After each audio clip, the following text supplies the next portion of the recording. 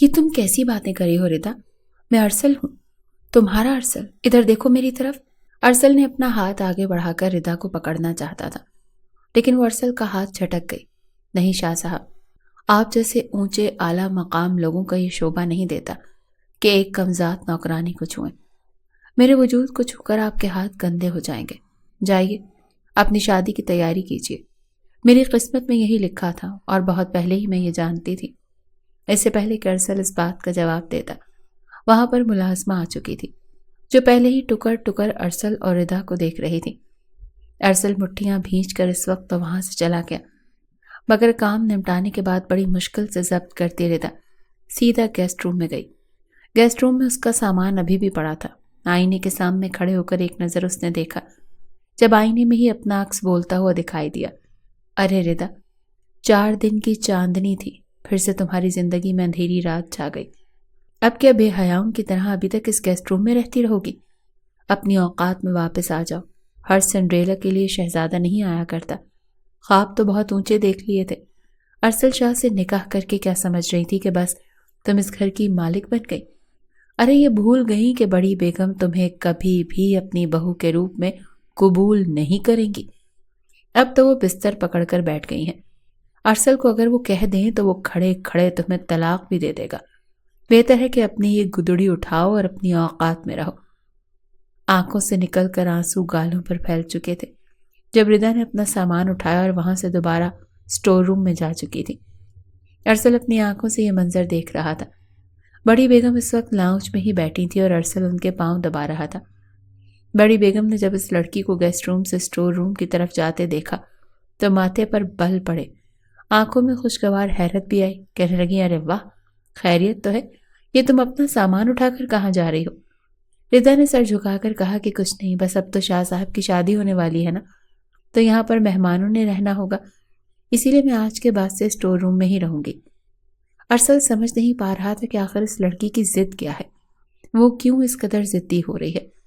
یہ بات وہ بھی جانتا تھا کہ جس قدر وہ دکھی ہے، ارسل بھی اتنا ہی دکھی ہے۔ وہ کبھی بھی اسے دھوکہ تو نہیں دینا چاہتا تھا، لیکن شاید سٹیٹس کا فرق ہے، ردا کے دل پر گہرا وار کر چکا تھا۔ وہ سٹور روم میں بیٹھی اپنے گھٹنوں میں سر دیے پھوٹ پھوٹ کر رو رہی تھی۔ یہ سوچ کر ہی اس کا دل دہل رہا تھا کہ اگر ارسل سچ مچ شادی کر لے گا تو اس کا کیا ہوگا۔ وہ تو نیلوفر کے ساتھ ہنسی خوشی اپنی زندگی گزارنا شروع کر دے گا، اور پھر اسے تو دودھ میں سے مکھی کی طرح نکال کر پھینک دیا جائے گا۔ وہ کیسے اس گھر میں ارسل کو اپنے سامنے اور اس لڑکی کے ساتھ ہنستے بولتے دیکھے گی؟ جب ارسل اسے پیار سے اپنی باہوں میں بھرے گا اور اس کے ساتھ ڈائننگ ٹیبل پر بیٹھ کر کھانا کھائے گا، پھر بڑی بیگم جب ان دونوں سے اولاد کی فرمائش کریں گی تو ارسل شاہ نے تو اپنی نسل بھی بڑھانی تھی۔ ردا تو یہ سوچ ہی نہیں سکتی تھی کہ اس نے اپنے بال زور زور سے کھینچنا شروع کر دیے، اپنے ناخن اپنے گالوں پر مار کر خروچنے لگی۔ ابھی وہ یہ سب کچھ کر ہی رہی تھی کہ جب دھیرے سے سٹور روم کا دروازہ کھلا۔ پلٹ کر دیکھنے کی کوشش ردا نے نہیں کی تھی، جانتی تھی کہ یہ وہی ستم گر تھا جس کی خاطر وہ اس حالت میں تھی۔ ارسل جو اندر ہی اندر سے غصہ دبائے ردا کو اچھی خاصی سنانے کے لیے آیا تھا، اسے یوں اپنا حشر بگاڑتے دیکھ کر آگ بگولا ہو گیا۔ سٹور روم کے دروازے کو لاک کر کے وہ سیدھا ردا کے پاس آیا اور ایک جھٹکے سے اس کا بازو چھٹک کر اٹھا چکا تھا۔ یہ کیا کر رہی ہو تم؟ ہوش میں تو ہو؟ کیا میں مر گیا ہوں؟ میری پھوڑی بچھی ہوئی ہے جو اپنا حلیہ بگاڑ رہی ہو؟ ارسل دبی دبی غراہٹ سے جب یہ بولا تو ردا نے زخمی آنکھوں سے ارسل کو دیکھا تھا۔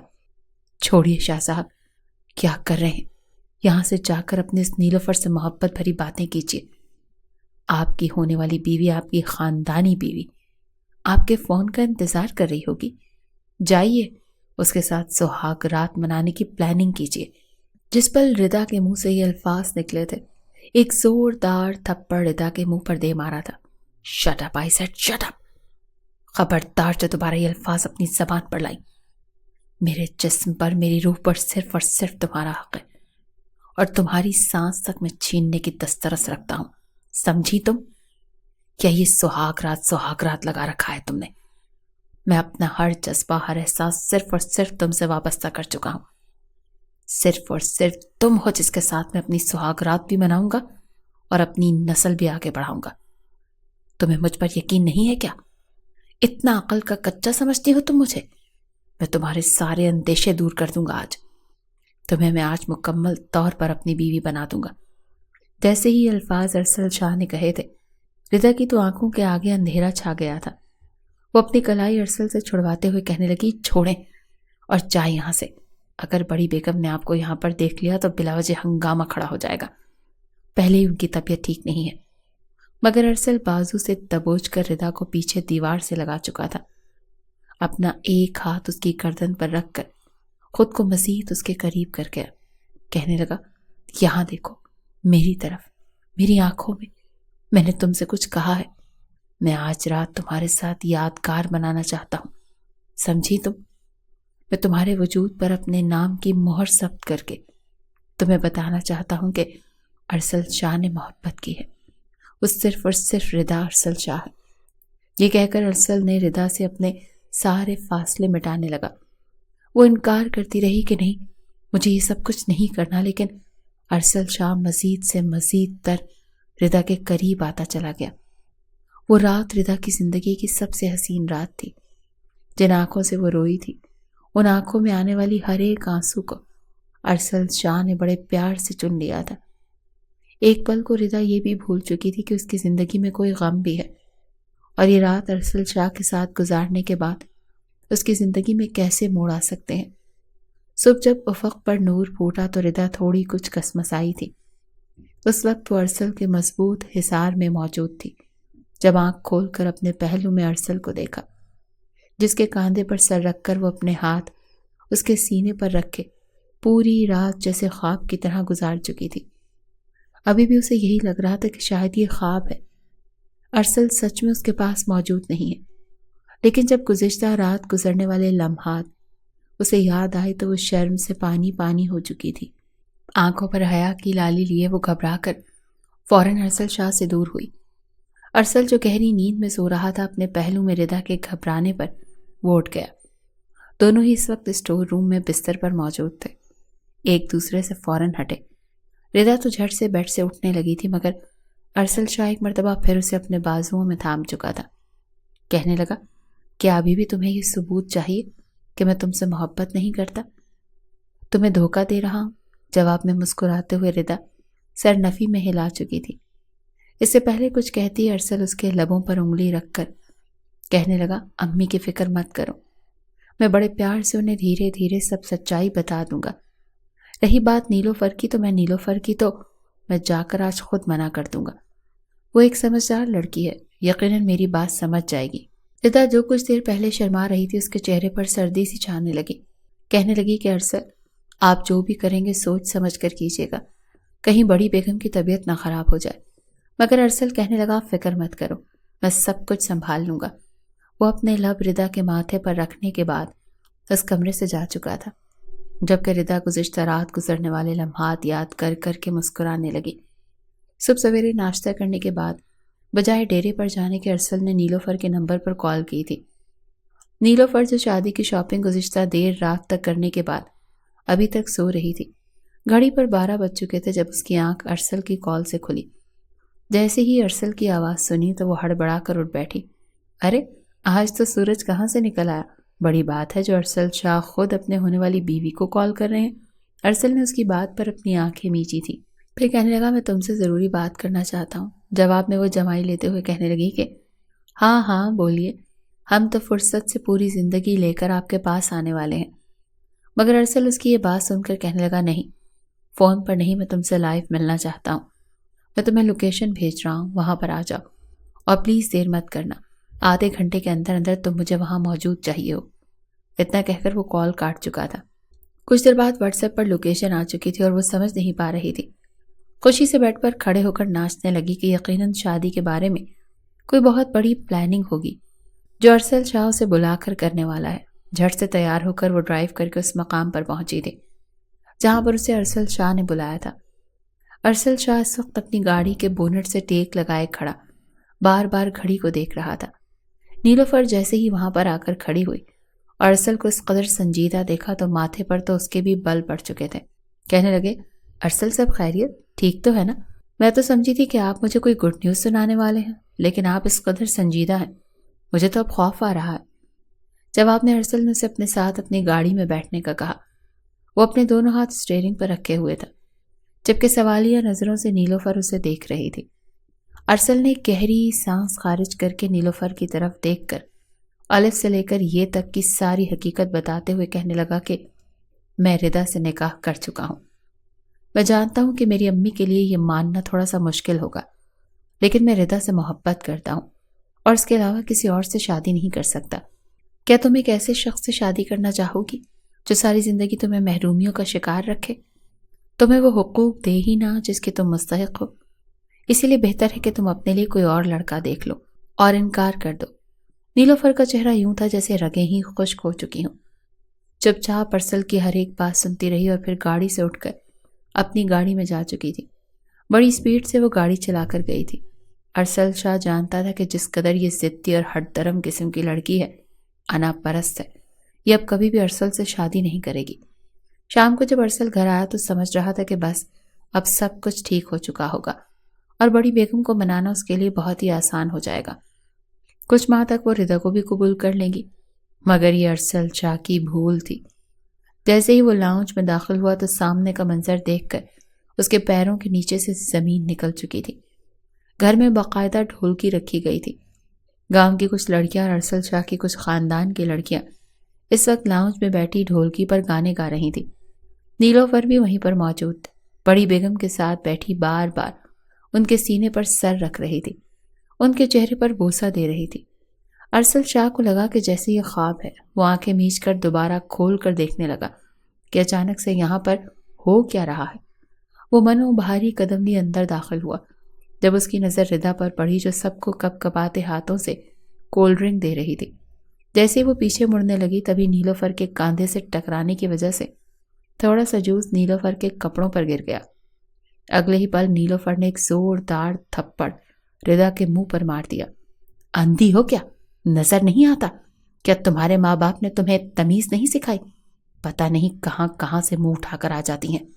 آنٹی، آپ نے ایسی 2 ٹکے کی لڑکی کو اپنے گھر میں ملازمہ رکھا کیوں ہے؟ اسے ٹھیک سے کولڈ ڈرنک سرو کرنا بھی نہیں آتا۔ ارے ایسی ملازمہ کو تو کھڑے کھڑے نکال دینا چاہیے۔ آپ کو میں کہہ رہی ہوں، جب میں اس گھر میں آ جاؤں گی تو مجھے یہ نوکرانی یہاں پر نہیں چاہیے۔ چلتا کریں اسے یہاں سے۔ بڑی بیگم بھی ایک دم حیران ہوئی تھی۔ آخر ایسا بھی کیا ہو گیا تھا جو نیلوفر اس سے اتنی زیادہ باتیں سنا چکی تھی؟ ابھی یہ سب کچھ نیلوفر بول ہی رہی تھی جب ردا نے شکایتی نظروں سے ارسل کو دیکھا۔ بڑی بیگم کے سامنے کچھ کہہ تو نہیں سکتا تھا، لیکن موقع ملتے ہی وہ بازو سے نیلوفر کو دبوچ کر ایک طرف لے جا چکا تھا۔ یہ کیا طریقہ ہے؟ کیا کہا میں نے تم سے؟ میں نے کہا تھا مجھے تم سے شادی نہیں کرنی۔ تمہاری ہمت بھی کیسی ہوئی ردا کو ہاتھ لگانے کی؟ اسی ہاتھ سے تم نے ردا کو مارا تھا نا؟ اتنا کہہ کر ارسل نے وہ ہاتھ پوری قوت سے اس کا دیوار سے دے مارا تھا۔ ہاتھ میں موجود چوڑیاں کرچی کرچی ہو کر فرش پر گر چکی تھی۔ کانچ اس کی کلائی میں پیوست ہوئے تھے۔ وہ درد سے چلائی تھی۔ سسکی بھر کر شکایتی نظروں سے ارسل کو دیکھنے لگی، مگر ارسل غصے سے بھپرا ہوا اس کو دبوچ کر کہہ رہا تھا، میں نے تمہیں کہا تھا کہ تم اس رشتے سے انکار کرو گی۔ یہ سب کچھ کیا ہے نیلوفر؟ نیلوفر کی آنکھیں غصے سے بھری ہوئی تھی۔ ارسل کو دیکھ کر کہنے لگی، آپ جو مرضی کر لیں، آپ صرف اور صرف میرے ہیں۔ میں آپ کو کسی اور کا ہونے نہیں دوں گی۔ آپ جو مرضی کہہ لیں۔ میں جانتی ہوں کہ بڑی بیگم آپ کی کمزوری ہے، اور اگر مجھے ان کی کمزوری کا فائدہ بھی اٹھانا پڑا تو میں اٹھاؤں گی، لیکن آپ کو نہیں چھوڑوں گی۔ اس 2 ٹکے کی لڑکی نے آپ کو اتنا پاگل کر دیا، پتہ نہیں کون سے تعویذ کھول کر پلا دیے ہیں کہ ارسل شاہ جیسا لڑکا اس کے لیے پاگل ہو چکا ہے۔ ارسل شاہ جانتا تھا کہ نیلوفر انتہائی ضدی اور اکڑو قسم کی لڑکی ہے، لیکن اس حد تک بھی وہ اکڑو ہو سکتی ہے کہ اس کے سامنے ردا کو برا بھلا کہہ رہی تھی۔ غصے سے چلا کر ارسل شاہ کہنے لگا، میں تمہیں کبھی بھی اپنی بیوی کے روپ میں قبول نہیں کرنے والا، سمجھی؟ جتنا جلدی ہو سکے یہ بات مان لو اور رشتے سے انکار کر دو، کیونکہ اگر تم نے غلطی سے بھی میری بیوی بن کر میرے کمرے میں قدم رکھا تو جو کچھ میں تمہارے ساتھ کروں گا نا، تمہارے فرشتے بھی پناہ مانگیں گے۔ تم ارسل شاہ کی کمزوری کا یوں استعمال نہیں کر سکتی، اور آئندہ خبردار جو تم نے ردا کو نیچا دکھانے کی کوشش کی، یہ مت بھولو وہ ردا ارسل شاہ ہے، اور تم तुम अरसल शाह की धुतकारी हुई इंतहाई गिरी हुई लड़की हो। इतना कहकर अरसल ने नीलोफर को धक्का दिया। वो जो अब तक मजबूत बनी जज्बाती होकर सोच चुकी थी कि कुछ भी हो जाए वो अपने हाथ से जाने नहीं देगी। अरसल शाह का ये रूप देखकर तो अंदर ही अंदर मजीद इंतकाम की आग में जलने लगी थी।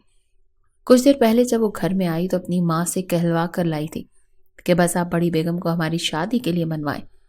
मुझे कोई धूमधाम से एक हाई लेवल पर शादी नहीं करनी, बस हम सादगी से शादी कर लें, घर ही में सारे फंक्शंस रख लें। लेकिन मुझे इसी हफ्ते अरसल की दुल्हन बनकर उसके घर जाना है। ये बात जब खुद अपने मुंह से बोलकर नीलोफर ने तो बड़ी बेगम को खुशी से निहाल कर दिया था। वो तो चाहती ही यही थी। अरसल के आने से पहले ही पूरे घर की सजावट कर दी गई थी और रिदा अपनी आंखों से ये सब कुछ होता देख रही थी। पहले जो अरसल पर उसे एतबार था एकदम से उसके जहन में आने लगे कि क्या सिर्फ एक रात के लिए अरसल ने मुझे इस्तेमाल करना था। मैं कैसे अरसल शाह पर एतबार कर गई? मेरी मोहब्बत क्यों मुझे एक बार फिर से अंधा कर देती है? अरसल शाह कहीं मुझे धोखा तो नहीं दे गया? अरे आजकल के लड़के तो सिर्फ वजूद तक मोहब्बत को रखते हैं। अरसल शाह ने मोहब्बत का यकीन दिलाया भी तो कैसे? मेरा वजूद इस्तेमाल करके, मुझ पर, मेरे वजूद पर अपना हक जमा कर। अगर वो सचमुच मोहब्बत करते तो मेरे लिए स्टैंड लेते, अपनी माँ के सामने मुझे कबूल करते। जब रिदा के जहन में ये वसवसे आने लगे तो वो एक बार फिर से बदगुमान होने लगी। उसका जी चाहा कि वो अपनी जान लेकर घुट घुट कर मरने से तो अच्छा था कि वो एक मर्तबा ही मर जाती। ये सब कुछ क्या है? अम्मी, सबके सामने तो वो कुछ नहीं बोला, लेकिन जैसे ही बड़ी बेगम कमरे में आई वो उनके पीछे लग गया। बड़ी बेगम ने जब उसे यूं पूछते देखा तो मुस्कुराकर अपने बालों का जूड़ा खोलकर अपने सफ़ेद चांदी लगे बाल कांधों पर फैलाकर अपने बेटे के पास आई और उसका चेहरा अपनी झुर्रियों ज़दा हाथों में ले गई। क्या मतलब बेटा, क्या है? देख नहीं रहे तुम्हारी शादी की तैयारी है। इसी हफ्ते में तुम्हारी बारात लेकर नीलोफर के यहाँ जाने वाली हूँ और बस फिर तो जैसे इस घर में रौनक ही आ जाएगी। मगर अरसल शाह संजीदगी से अपनी माँ का चेहरा देख रहा था। कहने लगा, आपने एक मर्तबा भी मुझसे पूछने की जहमत नहीं की। पहले तो आपने अपनी बीमारी का सहारा लेकर मेरे लिए नीलोफर का रिश्ता पसंद करवा लिया और अब आपको अपनी बहन और भांजी इतनी अजीज हो गई कि आपका बेटा और उसकी मर्जी आपके लिए कोई मायने ही नहीं रखती। आप मुझे पीछे रखकर उनको फौक़ियत दे रही हैं। आपकी भांजी ने कहा कि उससे शादी करनी है, वो भी इसी हफ्ते, और आप फौरन से मान गई। और मैं जो इस घर का वारिस हूँ, उसकी मर्जी उसके हुक्म का क्या? जब ये बात अरसल ने की तो बड़ी बेगम के चेहरे पर फिक्र के तासुरात आने लगे। कहने लगी, ये क्या बात हुई? क्या कहा तुमने? मैंने अपनी बीमारी का बहाना बनवाकर तुमसे नीलोफर का रिश्ता कबूल करवाया? यानी तुम ये कहना चाहते हो कि तुम्हारी माँ अब तक ड्रामेबाजियां करती आई है ताकि तुम्हारी शादी नीलोफर से करवा सके? एकदम से इस बात को बड़ी बेगम पकड़ कर बैठ चुकी थी। जुनूनी होकर बार बार यही बात दोहराने लगी। अरसल जो अपनी माँ से लड़ना चाहता था, एकदम से बड़ी बेगम की तबीयत खराब होती देखकर वो घबरा गया। बड़ी बेगम तो वहीं गिर चुकी थी। शोर की आवाज़ सुनकर रिदा भी वहां पर आ चुकी थी। नीलोफर और उसकी माँ जो बस जाने की तैयारियां ही कर रही थी, शोर सुनकर वो भी वहां पर आ गई। फौरन बड़ी बेगम को अस्पताल ले जाया गया। एक मर्तबा फिर उनका ब्लड प्रेशर हाई हो चुका था। अरसल को तो अंदर ही अंदर कोई मिलने ही नहीं दे रहा था, जबकि डॉक्टर अरसल को आकर ये कह रहे थे कि मैंने आपको सख्ती से मना किया था कि इन्हें किसी भी तरह की परेशानी नहीं देनी।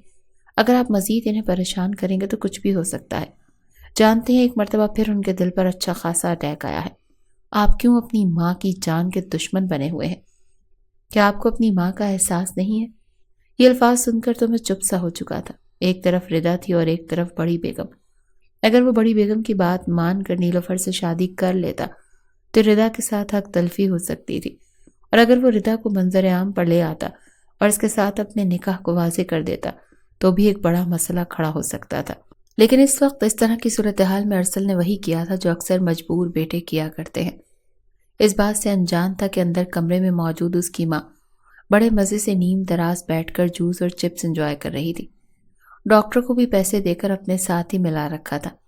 बस इसी तरीके से वो अरसल की शादी अपनी भांजी से करवाना चाहती थी। डॉक्टर ने कहा था कि बड़ी बेगम को ये रात यहीं पर रुकना पड़ेगा क्योंकि उनकी तबीयत बहुत ज़्यादा ख़राब है। अगर मज़ीद किसी भी तरह की परेशानी का सामना करना पड़ता है तो उनकी जान भी जा सकती है।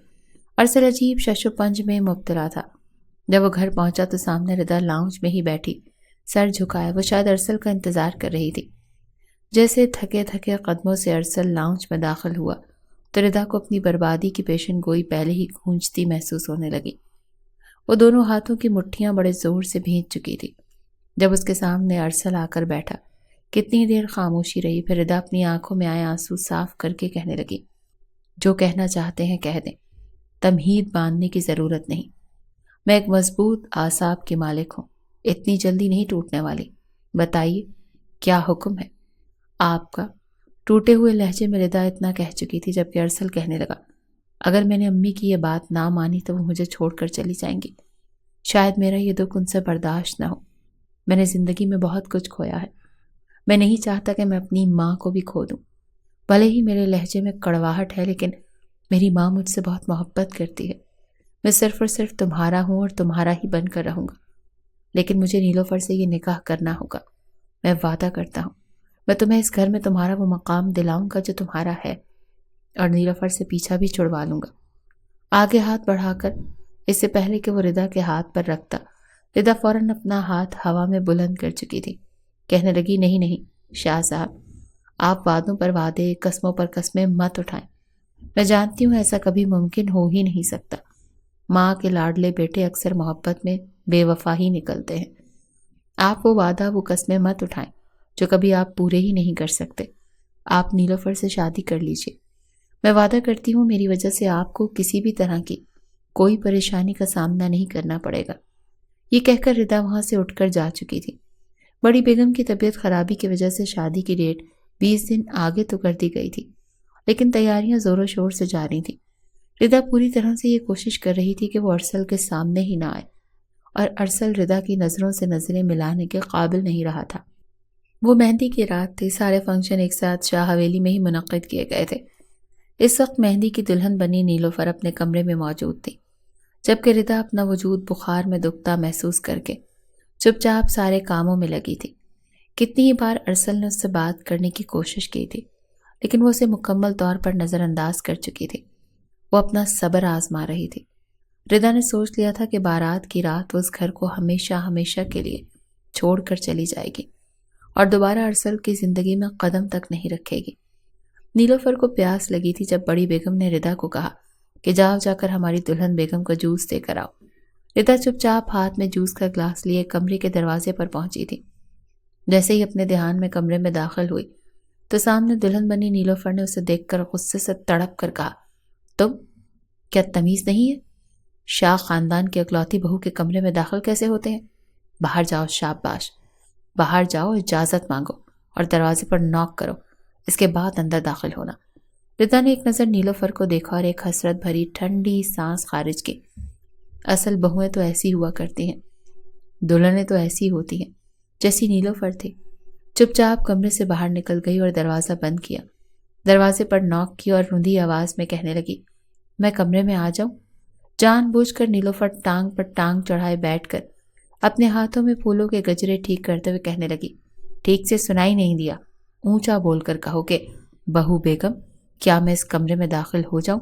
ردا جو اب تک سب کچھ برداشت کر رہی تھی آخر کو پھٹ پڑی، غصے سے دھڑلے سے کمرے کا دروازہ کھولا اور وہ جوس کا گلاس پٹک کر ٹیبل پر رکھتے ہوئے دھاڑتے ہوئے انداز میں کہنے لگی، نوکر نہیں ہوں تمہارے باپ کی میں۔ اگر میں چپ ہوں، لحاظ کر رہی ہوں تو کچھ سوچ کر رہی ہوں۔ میری خاموشی کا ناجائز فائدہ نہ اٹھاؤ تو بہتر ہے۔ پڑا ہے جوس، پی لو، اور دوبارہ یہ اپنی تھرڈ کلاس نوٹنکی میرے سامنے کرنے کی کوشش کی نا تو یاد رکھنا کہ میں کون ہوں اور میرا مقام کیا ہے۔ یہ کہہ کر ردا جیسے ہی غصے سے پھری وہاں سے پلٹی تو نیلوفر نے فوراً اس کا بازو پکڑ لیا۔ وہ تو سمجھ نہیں پا رہی تھی کہ اب تک خاموش معصوم بنی یہ نوکرانی ایک دم سے بپھری ہوئی شیرنی کیسے بن چکی تھی۔ وہ تو یہ سمجھ رہی تھی کہ یہ کبھی اس کے سامنے بول ہی نہیں پائے گی، لیکن اسے بولتا دیکھ نیلوفر اسے ایک جھٹکے سے اپنی جانب موڑ کر جیسے ہی ایک تھپڑ ردا کو مارنے لگی تو اس نے اس کا ہاتھ پکڑ لیا اور کہنے لگی، خبردار، یہ میرا احسان جانو کہ میں تمہیں ارسل شاہ اپنی محبت دے رہی ہوں، ورنہ اگر میں چاہوں تو ابھی یہاں پر ایسا تماشا کھڑا کر دوں کہ سارے مہمانوں کے سامنے تم برباد ہو کر رہ جاؤ۔ اگر مجھے بڑی بیگم کی صحت کا خیال نہ ہوتا تو میں کبھی بھی ارسل کو تمہارا ہونے نہ دیتی۔ ردا خود کو چھڑواتے کمرے سے باہر آ چکی تھی، جبکہ نیلوفر کو لگا تھا جیسے وہ جیتی ہوئی بازی ہار چکی ہے۔ کچھ دیر بعد ہی دلہن بنی وہ ارسل کے ساتھ بیٹھی تھی، جبکہ ارسل اس سے کچھ دوری پر بیٹھا ردا کو ہی دیکھ رہا تھا۔ اس کی طبیعت خراب تھی، جبکہ اسے یوں ارسل کے آگے پیچھے گھومتا دیکھ کر اور ارسل کی نظریں اس کے چہرے پر ٹکی دیکھ کر ایک ایسا پلان نیلوفر بنا چکی تھی جس کا اندازہ تو بڑی بیگم کو بھی نہیں تھا۔ اگلے روز ان کے پلان کے مطابق کہا گیا کہ بارات کا سارا فنکشن شاہ حویلی میں ہی رکھا جائے گا۔ سارے دن کی تھکی ہاری ردا اپنے کمرے میں جا کر آرام کرنے لگی، تبھی اسے راہداری سے بڑی بیگم کی آواز سنائی دی۔ وہ ہنس ہنس کر کسی سے بات کر رہی تھی اور جو کچھ کہہ رہی تھی سن کر ردا کی آنکھیں پھٹی کی پھٹی رہ گئی۔ وہ چلتی ہوئی دیوار کی اوٹ میں کھڑی ہو گئی۔ بڑی بیگم نیلوفر سے بات کرتے ہوئے کہہ رہی تھی کہ بروقت بنایا گیا پلان کامیاب ہو گیا۔ دیکھو، اگر میں بیماری کا بہانہ نہ کرتی تو کبھی بھی ارسل شاہ اس نکاح کے لیے نہیں مانتا۔ دیکھ لینا، بہت جلد ارسل تمہارے ساتھ یہ خوشگوار زندگی گزارے گا اور تم میرے گھر کی بہو بن کر راج کرو گی۔ یہ اس طرح کی باتیں تھیں جنہیں سن کر ردا کو جتنا غصہ آتا اتنا کم تھا۔ وہ حقیقت سے آگاہ ارسل کو کرنا چاہتی تھی، لیکن ارسل کے کمرے تک رسائی حاصل کرنا اس کے لیے ناممکن سی بات ہو چکی تھی۔ وہ ساری رات ردا نے جاگ کر گزار دی، جبکہ ارسل بھی فرش پر بیٹھا کتنے سگریٹ پھونک کر پھینک چکا تھا۔ اگلے روز نیلوفر بیوٹی پارلر سے تیار ہو کر آ چکی تھی۔ اسی وقت وہ ایک شادی ہال میں موجود تھے اور ردا اپنا سارا سامان پیک کر کے رکھنے کے بعد مارکی میں آ چکی تھی۔ آج اس نے بھی جو جوڑا پہن رکھا تھا وہ جوڑا پہن کر اس نے ارسل سے نکاح کیا تھا۔ آنکھوں میں آنسو تھے، جبکہ نیلوفر طنزیہ انداز میں اسے دیکھتی ارسل کا بازو تھام چکی تھی۔ ہال کے بیچوں بیچ ایک بہت بڑا فانوس لگا ہوا تھا۔ بڑی بیگم نے نکاح سے کچھ دیر پہلے ہی ردا سے کہا کہ جاؤ شگن کا تھال لاؤ، میں اپنی بہو اور بیٹے کو تحفے دینا چاہتی ہوں۔ وہ تھال سامنے ہی ٹیبل پر پڑا ہوا تھا۔ ردا جیسے ہی وہ تھال اٹھا کر آگے بڑھنے لگی، نیلوفر نے دور کھڑے ویٹر کو اشارہ کر دیا۔ پلان کے مطابق فانوس کی رسی کھول دی گئی تھی۔ اس سے پہلے کہ وہ فانوس آ کر ردا پر گرتا چلا، ارسل وہاں سے اٹھا اور بازو سے ردا کو پکڑ کر اپنی طرف کھینچ چکا تھا۔ اس کے بازو کانچ کے ٹکڑوں ردا کے بازو اور گردن میں پیوست ہو چکے تھے۔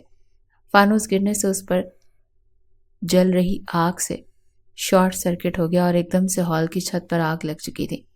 سارے لوگ چیختے چلاتے ہوئے بھاگنے لگے۔ بڑی بیگم چیخ رہی تھی، مگر ان کانچ کے ٹکڑوں کو ردا سے دور ہٹانا ارسل اسے اپنی باہوں میں اٹھا کر اسٹیج پر لے کر آیا تھا۔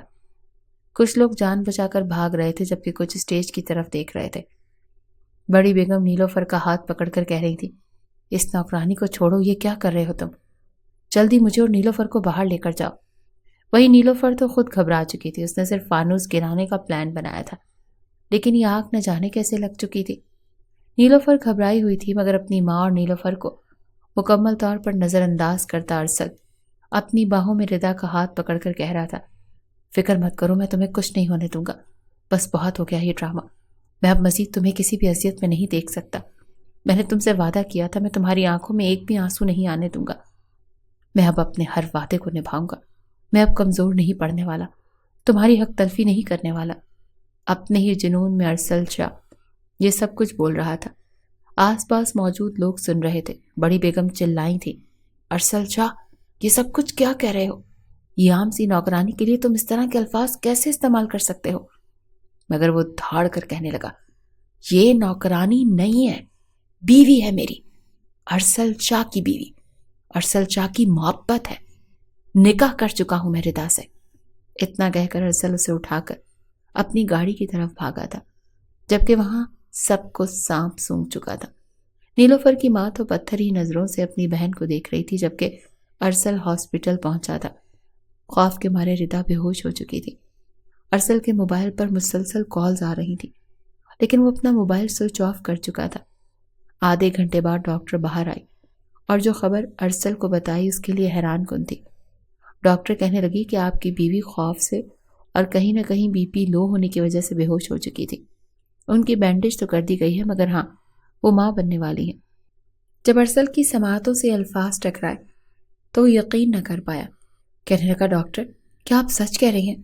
ڈاکٹر کہنے لگی، جی ہاں، تبھی کمزوری کی وجہ سے بھی ان کی یہ حالت ہوئی ہے۔ ارسل فوراً اندر گیا تھا۔ نیند میں تھی، ابھی بھی روئے جا رہی تھی، مگر جب ارسل کو سامنے دیکھا تو جیسے اسے ڈھارس سی ملی۔ ارسل کے سینے میں منہ چھپا کر کتنی ہی دیر روتی رہی۔ کہنے لگی، آپ نے کر لی نا نیلوفر سے شادی، اس سے تو اچھا ہے کہ میں آپ کی زندگی سے ہمیشہ ہمیشہ کے لیے چلی جاؤں۔ میری قسمت میں یہ سب کچھ لکھا تھا، بس سارے خسارے میرے ہی حصے میں تھے۔ ردا یہ کہہ کر رو رہی تھی، لیکن ارسل اس کا ہاتھ اپنے لبوں سے لگا چکا تھا۔ پھر ماتھے پر لب رکھ کر کہنے لگا، بس جو ہونا تھا ہو گیا، میں نے بہت لحاظ کر لیا، لیکن اب مزید نہیں کروں گا۔ تم میری بیوی ہو، میں سب کے سامنے تمہیں اپنی بیوی مان چکا ہوں، اور اب تم میرے ساتھ اس گھر میں میری بیوی بن کر جاؤ گی۔ ردا گھبرا رہی تھی، ماں بننے کی خوشی بھی تھی اور ارسل کی نیلوفر سے شادی نہ ہونے پر بھی وہ خوش تھی، مگر پھر کہنے لگی، بڑی بیگم مجھے کبھی بھی اس گھر میں بہو کے روپ میں قبول نہیں کریں گی۔ ارسل اسے گھر لے آیا تھا۔ راستے میں بڑی بیگم کا بولا گیا جھوٹ بھی ردا ارسل کو بتا چکی تھی۔ جس پل وہ دونوں گھر پہنچے تو ایک مرتبہ پھر بڑی بیگم پلان کے مطابق بے ہوش پڑی تھی۔ نیلوفر دلہن بنی رو رہی تھی، جبکہ نیلوفر کی ماں پاس بیٹھی اپنی بہن کے ہاتھ پاؤں مسل رہی تھی۔ بار بار کہنے لگی کہ دیکھو بیٹا، تمہاری ماں بے ہوش ہو گئی ہے، کیوں کیا تم نے ایسا؟ آج تک ہمارے خاندان میں کسی لڑکے نے یہ قدم نہیں اٹھایا، پھر آخر کیوں تم نے اپنے خاندان کی روایت توڑ دی؟ میری بیٹی تم سے سچے دل سے محبت کرتی تھی، یہ تو پورے خاندان میں بدنام ہو کر رہ گئی ہے۔ سب جاننے والوں کا کہنا ہے کہ میری بیٹی میں ہی کوئی نقص تھا جس کی وجہ سے یہ ہو گیا۔ ارسل ایک نظر اپنی خالہ کو دیکھنے کے بعد کہنے لگا، میں نے یہ نیلوفر کو حقیقت سے آگاہ کر دیا تھا، لیکن اس کے باوجود اگر یہ ڈھیٹ بن کر اپنے آپ کو زبردستی مجھے سونپنا چاہ رہی تھی تو اس میں میرا کوئی قصور نہیں۔ رہی بات امی جان کی، تو ان کو ٹھیک کرنا بھی مجھے اچھے سے آتا ہے، اسی لیے مٹھائی کھائیں، آپ دادی بننے والی ہیں، ردا ماں بننے والی ہے۔ جیسے یہ الفاظ ارسل شاہ کے لبوں سے نکلے، بڑی بیگم جو بے ہوشی کا ڈرامہ کر رہی تھی فوراً اٹھ کر بیٹھ گئی۔ ان کی آنکھوں میں غصے کے الگ ہی تیور دکھائی دے رہے تھے۔ غصے سے بھر کر کہنے لگی، یہ کیا بکواس کر رہے ہو؟ میں کبھی بھی اپنے خاندان کا وارث اس کمزاد سے پیدا نہیں ہونے دوں گی۔ ارسل شاہ طنزیہ مسکرا کر کہنے لگا کہ امی جان، آپ کو تو میرے خیال سے ایک مرتبہ پھر ہارٹ اٹیک آ گیا تھا نا، تو کیا یہ سب کچھ ایک ڈرامہ تھا، صرف اور صرف اس لیے کہ میں آپ کی بھانجی سے شادی کر سکوں؟ میں کبھی سوچ بھی نہیں سکتا تھا کہ آپ اس حد تک خود غرض بھی ہو سکتی ہیں۔ آپ نے کبھی اپنے بیٹے سے محبت کی ہی نہیں، پہلے دولت اور جائیداد کی وجہ سے مجھ سے دور رہیں، اور اب آپ میری نظروں میں خود کو مزید گرا چکی ہیں۔ رہیں آپ اس گھر میں اپنی بہن اور بھانجی کے ساتھ، میں یہاں سے جا رہا ہوں۔ بڑی بیگم نے تو پورے گھر کو سر پر اٹھا لیا تھا، کہنے لگی، ہرگز نہیں، تم اس لڑکی کو ابھی کے ابھی طلاق دو گے۔ ایسا بھی کیا تعویذ پلا دی اس نے تمہیں؟ مگر ارسل ردا کے ساتھ اس کا ہاتھ پکڑ کر اس گھر سے جا چکا تھا۔ جتنی بد دعائیں بڑی بیگم کو آتی تھی انہوں نے ساری کی ساری ردا کو دے دی تھی، مگر ارسل شاہ ردا کے ساتھ فلیٹ میں چلا آیا تھا۔ ردا کا دماغ بالکل معاف ہو چکا تھا، سمجھ نہیں پا رہی تھی کہ کیا کرے، پتہ نہیں حالات کب ٹھیک ہونے والے تھے۔ اس نے گھبرا کر ارسل کی طرف دیکھا جو بالکل مطمئن نظر آ رہا تھا، کہنے لگا، یہ فکر مت کرو، میں جانتا ہوں میری ماں میرے بغیر نہیں رہ سکتی، بس انہیں کچھ وقت چاہیے۔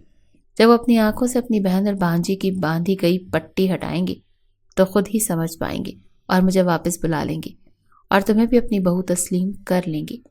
ردا ایک گہری سانس خارج کر چکی تھی۔ ارسل سے کہتی رہی کہ آپ کو میری خاطر اپنا گھر اور اپنی ماں کو نہیں چھوڑنا چاہیے، مگر وہ بھی اب ضد کا پکا تھا۔ دونوں اپنی زندگی اسی فلیٹ میں گزارنے لگے۔ ایک ماہ تک سب ایسے ہی چلتا رہا، لیکن جب نیلوفر نے دیکھا کہ ارسل اس کی دسترس سے کوسوں دور ہو چکا ہے تو اس نے ارسل کے بجائے اپنے خاندان کے ایک اور امیر لڑکے کے ساتھ بات چیت کرنا شروع کر دی۔ جیسی اس کی اچھی دوستی اس لڑکے سے ہوئی تو اس نے اپنی خالہ کے گھر آنا جانا بند کر دیا تھا۔ وہ دونوں ماں بیٹیاں بڑی بیگم کو چھوڑ کر جا چکی تھیں۔ اصل ہوش تو اس وقت اڑے جب نیلوفر کی شادی کا کارڈ ان تک پہنچا۔ ایک دم سے اپنی بھانجی اور بہن کی یوں نظریں پھیر کر چلے جانے کا صدمہ ان پر شدید گزرا تھا۔ وہ اپنی بھانجی کی خاطر اپنے بیٹے سے دور ہو چکی تھی، لیکن موقع پا کر وہی پیٹھ دکھا کر جا چکی تھی۔ پھر اپنے بیٹے کے کمرے میں آ کر اپنے بیٹے کی تصویریں دیکھنے لگی۔ وہ عمر کے جس حصے میں پہنچ چکی تھی انہیں اپنے کیے ڈرامے بازیوں پر شرمندگی بھی محسوس ہو رہی تھی۔ بہرحال بڑی ہمت جمع کر کے انہوں نے ارسل کو کال کی تھی، کہنے کی، بیٹا واپس گھر آ جاؤ، آخر مزید کتنی اپنی ماں کو اذیتیں دینی ہیں؟ اب کیا تم اتنے بڑے ہو گئے ہو کہ اپنی ماں کی غلطیوں پر بھی ماں کو سزا دیتے پھرو گے؟ ارسل نے اسپاٹ انداز میں کہا کہ میں اکیلا نہیں آؤں گا، میری بیوی میرے ساتھ آئے گی۔ جواب میں بڑی بیگم کچھ نہیں بولی تھی۔ ارسل ردا کے ساتھ واپس اس گھر میں آ چکا تھا۔ گھر میں قدم رکھنے سے پہلے اس نے سب سے پہلے ردا کو گھر میں داخل ہونے کا کہا تھا۔ وہ اپنی ماں کو یہ باور کروانا چاہتا تھا کہ اگر اس گھر میں اس کی بیوی کو عزت ملے گی، وہ اس کے شانہ بشانہ اس گھر ہی کی بہو بن کر رہے گی، تبھی وہ اس گھر میں رہے گا، ورنہ وہ ردا کو لے کر یہاں سے چلا جائے گا۔ بڑی بیگم نے اپنے بیٹے کے سامنے ہاتھ باندھے تو ارسل نے فوراً ان کے ہاتھ پکڑ لیے، کہنے لگا نہیں، بس آپ کو اپنی غلطی پر پچھتاوا ہے، وہی کافی ہے۔ ردا ایک اچھی لڑکی ہے، ذرا سوچئے کیا کمی ہے اس میں، اور اس سے بڑھ کر آپ کے لیے یہ ذات پات اہمیت ہی کیا رکھتی ہے کہ جب آپ کے اپنے بیٹے نے اس لڑکی سے محبت کر کے اسے اپنا نام دے دیا، کہ آپ کو اپنے بیٹے کی پسند پر بھروسہ نہیں؟ آج تک ساری زندگی میں آنکھیں بند کر کے آپ کے ہر فیصلے پر سر تسلیم خم کرتا رہا۔ آپ کو بھی اپنے بیٹے کی من چاہی بیوی کی عزت کرنی چاہیے۔ بڑی بیگم کے لیے ردا کو اپنی بہت تسلیم کر لینا آسان نہیں تھا، لیکن دھیرے دھیرے انہوں نے یہ کڑوا گھونٹ بھی بھر لیا۔ ردا اس گھر میں اپنا جو مقام چاہتی تھی وہ اسے مل چکا تھا۔ اس حالت میں بھی کوشش کرتی تھی کہ کھانے پینے کی ساری ذمہ داری خود ہی اٹھائے۔ اسی کے ساتھ ڈاکٹر کی پڑھائی بھی اس نے شروع کر رکھی تھی۔ کچھ ماہ بعد ردا نے خوبصورت سی بیٹی کو جنم دیا تھا۔ جس پر ارسل شاہ نے اپنی بیٹی کو اپنی ماں کی گود میں دیا تو بے ساختہ ان کی آنکھوں میں آنسو آئے تھے۔ بڑے پیار سے اپنی پوتی کو سینے سے لگا کر وہ اسے چومنے لگی۔ پوتی کے آنے کے بعد بڑی بیگم کا رویہ ردا سے کافی حد تک ٹھیک ہو چکا تھا۔ ردا کو دیکھ کر ان کے ماتھے پر بل نہیں پڑتے تھے۔ کچھ راز کی باتیں بھی وہ ردا سے کر لیا کرتی تھیں۔ آج بھی اپنے خاندان کے خاندانی زیورات کو سپرد کر کے کہنے لگیں کہ بیٹا، یہ تمہاری امانت ہے اور تمہارے بعد تمہاری بہو بیٹیوں کی، بس نسل در نسل ہماری رواجوں کو قائم رکھنا، اور ہاں، کبھی بھی ایسی ساس مت بننا جیسی میں بنی۔ بڑی بیگم کی یہ باتیں سننے کے بعد ردا جیسے ہی کمرے میں آئی تو ارسل شاہ اسی کا ہی انتظار کر رہا تھا۔ فوراً سے ردا کو اپنی باہوں میں بھر لیا۔ ردا ہڑبڑاتے ہوئے کہنے لگی، کیا کر رہے ہیں ارسل، گڑیا جاگ جائے گی؟ مگر وہ خمار آلود آواز میں گردن کے پاس چہرہ کرتے کہنے لگا، تم 2 منٹ صبر کرو، میں ابھی گڑیا کو اس کی دادی کے پاس سلا کر آتا ہوں۔ دادی کا بھی حق بنتا ہے اپنی پوتی کا خیال رکھے۔ ردا کا چہرہ تو شرم سے سرخ اور لال ہوا تھا۔ کہنے لگی، نہیں، وہ کیا سوچیں گی، وہ دوا لے کر سو جائیں گی، انہیں پریشان مت کریں۔ لیکن ارسل گڑیا کو اٹھا کر اپنی ماں کے پاس چھوڑ آیا۔ مسکراتے ہوئے جب دروازہ لاک کر کے ارسل ردا کے قریب آنے لگا تو وہ شرما کر اپنا چہرہ اپنے ہاتھوں میں چھپا گئی، اور ارسل اسے یوں شرماتے دیکھ کر مسکرا کر کہنے لگا، ارے ابھی بھی یوں شرماتی ہو جیسے پہلی مرتبہ اس بند کمرے میں میرے ساتھ اکیلی رہ رہی ہو۔ بس بھی کر دو، کتنا شرماؤ گی، پتہ نہیں کب تمہاری یہ ساری شرم اترے گی۔ اتنا کہہ کر ارسل اسے اپنے حصار میں لے چکا تھا، جبکہ وہ محبت میں سرشار ہوتی کہنے لگی، ارسل صاحب، مجھے آپ کے ارادے کچھ ٹھیک نہیں لگ رہے۔ جواب میں ارسل مسکرا کر کہنے لگا، ہاں سوچ رہا ہوں، گڑیا تو 2.5-3 سال کی ہو چکی ہے، اسی لیے اب اگلے پروڈکٹ کی تیاری شروع کر دو۔ اس مرتبہ تو مجھے جڑواں بچے چاہیے، ایک بیٹا اور ایک بیٹی، کیا خیال ہے تمہارا؟ ارسل نے جب غیر مرئی نقطے پر نظر ٹکا کر شرارت سے یہ بات کہی تو ردا کی آنکھیں پھٹی کی پھٹی رہ گئی۔ یہ کیسی باتیں کر رہے ہیں آپ؟ جواب میں ارسل مصنوعی حیرت سجا کر کہنے لگا، کیا مطلب کیسی باتیں کر رہا ہوں؟ ارے فیوچر پلاننگ کر کے بتا رہا ہوں۔ مجھے تو تم سے 6 بچے پیدا کروانے ہیں، آدھا درجن بچے تو لازمی ہونے چاہیے۔ جتنی بڑی شاہ حویلی ہے، رونق تو تبھی لگے گی، جبکہ ردا کو تو یوں لگا جیسے وہ بے ہوش ہو جائے گی۔ کہنے لگی، شاہ جی اٹھیں، آپ تو مجھے پاگل کر کے رکھ دیں گے، ایک گڑیا ہی مجھ سے سنبھالی نہیں جاتی اور آپ 6 بچوں کی بات کہہ رہے ہیں۔ میں جا رہی ہوں بڑی بیگم کے ساتھ ان کے کمرے میں سونے، مجھے نہیں سونا آپ کے ساتھ، آج 6 کہہ رہے ہیں، کل 12 کہہ دیں گے۔ اسے یوں گھبرایا ہوا دیکھ کر ارسل شاہ کا قہقہا گونجا تھا۔ ہنس کر بولا، ویسے آئیڈیا برا نہیں ہے۔ یہ کہہ کر اس نے محبت باش نظروں سے ردا کو دیکھا اور پھر اپنی منچاہی بیوی کو باہوں میں بھر کر لیمپ آف کر دیا۔